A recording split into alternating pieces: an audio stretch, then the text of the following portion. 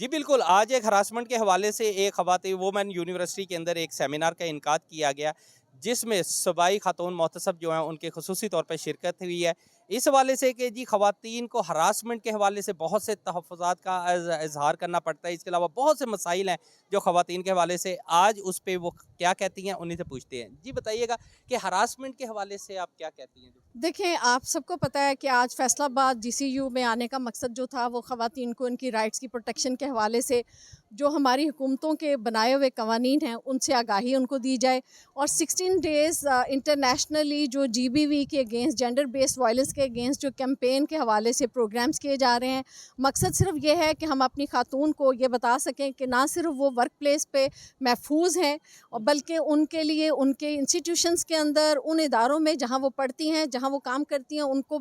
वहाँ पर पीसफुल और वर्क परफॉर्मेंस के हवाले से वो माहौल दिया जाना जो है वो बहुत ज़रूरी है। और उनको पता हो कि अगर उनके साथ कोई जिनसी हरासगी का कोई वाक़या पेश आता है तो वो खातून मोहतसब के इदारे के साथ रजू कर सकती हैं। और अगर उनके प्रॉपर्टी राइट्स इनहेरिटेंस के मामलात हैं तो भी जेंडर बेस का एक मैं समझती हूँ एलिमेंट ये भी हो सकता है कि उनको हम उनके वरासत के हक़ से महरूम कर देते हैं। सो आज मकसद यही था कि उनको कवानीन से आगाही दी जाए और उनके राइट्स को प्रोटेक्ट किया जाए। मैडम बताइएगा, आपको हरासमेंट के हवाले से अब तक कितनी एप्लीकेशन आप तक पहुंच चुकी है, शिकायत, और कितनों पे एक्शन हुआ? देखिए, मैं ओवरऑल आपको जो एक व्यू दे सकती हूँ कि हमारे तमाम पंजाब के अंदर रीजनल ऑफिसेस जो हैं वो कायम हो चुके हैं। और हमारे पास अराउंड अगर इनहेरिटेंस या प्रॉपर्टी राइट्स को देखा जाए तो 15,000 के लगभग एप्लीकेशंस जो हैं 1.5 साल में आ चुकी हैं। और हरासमेंट की 7,000 से ज़्यादा एप्लीकेशन जो हैं वो अभी तक जमा हुई हैं, जिसमें से 45 और 4200 के ऊपर जो है वो एक्शन भी लिए गए हैं, जिसमें छोटे दर्जे के मुलाजमीन से लेके बड़े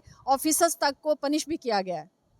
मैडम इस हवाले से जिनके ऊपर नहीं एक्शन हो सका, क्या उनके हवाले से भी आपको जी, उसमें बहुत सारे इश्यूज़, चूँकि एलिमेंट्स बहुत सारे हैं, उसमें बिहेवियर इश्यूज़ भी हो सकते हैं, वर्क प्लेस के ऊपर आपको कोई एडमिनिस्ट्रेटिव मामला भी हो सकता है, या वो हमारे डोमेन में नहीं आती, इस तरह की एप्लीकेशंस होने की वजह से उन पे एक्शन जो है रिकमेंड नहीं किया गया या सज़ाएँ नहीं दी गई। अदरवाइज़ तो जो डोमेन में आता है, उस दायरा कार में आता है जहाँ हैरेसमेंट के, सेक्शुअल हैरेसमेंट, जिनसी हैरेसगी के वाक़यात साबित हो जाते हैं, वहाँ पर चाहे ऑफ़िसर 21वें ग्रेड का क्यों ना हो, उसको सज़ा दी जा सकती है।